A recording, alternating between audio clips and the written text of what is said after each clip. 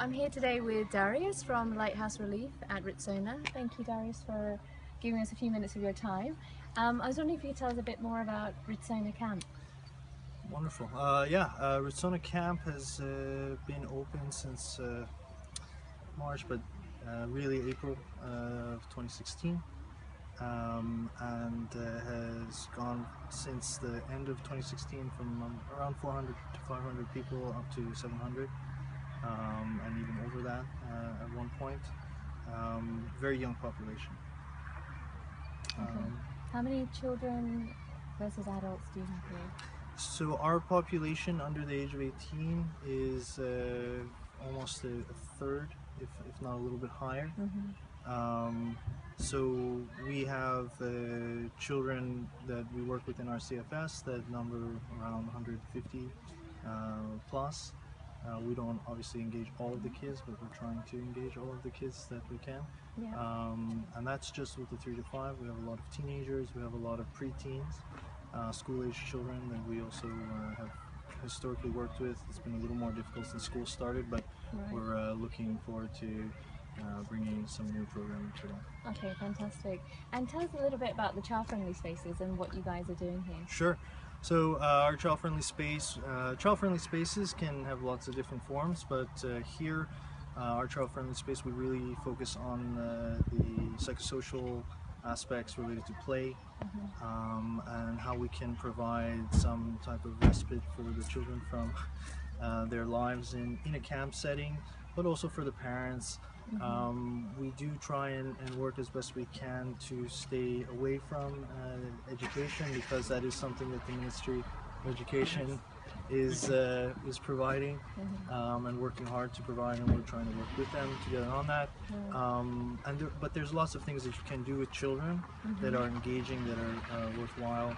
A child-friendly space allows us to identify any types of issues by building relationships with the children, seeing them day to day, seeing any behavior changes, any types of emotional distress.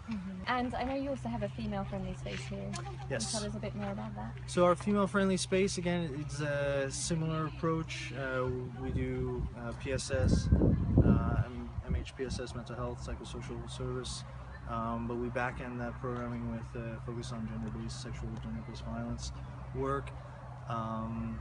So that program is a lot of the same types of activities that you would find in a community center, or that a lot of the women who attend our activities that they would seek to do if they had the material resources or if they were back home.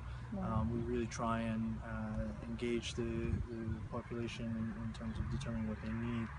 We have a relatively low prevalence of SGBV or GBV cases in this site, but we know that there's a lot of challenges to identifying those cases.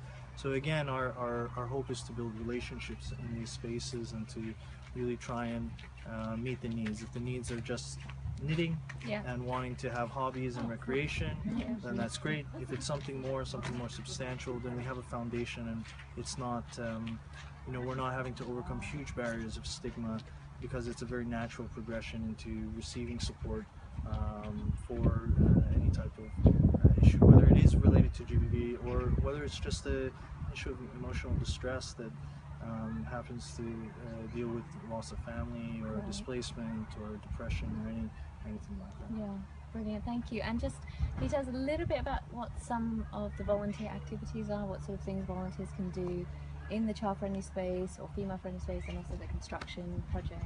Of course.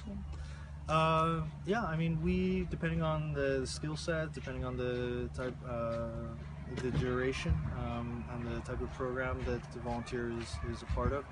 A volunteer can be leading activities. For example, we always get excited for people who want to do body movement, yoga, Zumba, things like that. In the female-friendly space, people who are experienced crocheters or knitters, what have you. People who are talkers, people who want to come in and have a cross-cultural exchange, but also just kind of keep a very conversational atmosphere present in the spaces. We like people who want to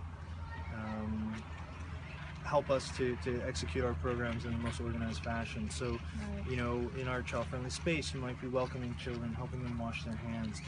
You might be leading on an art activity, a craft activity.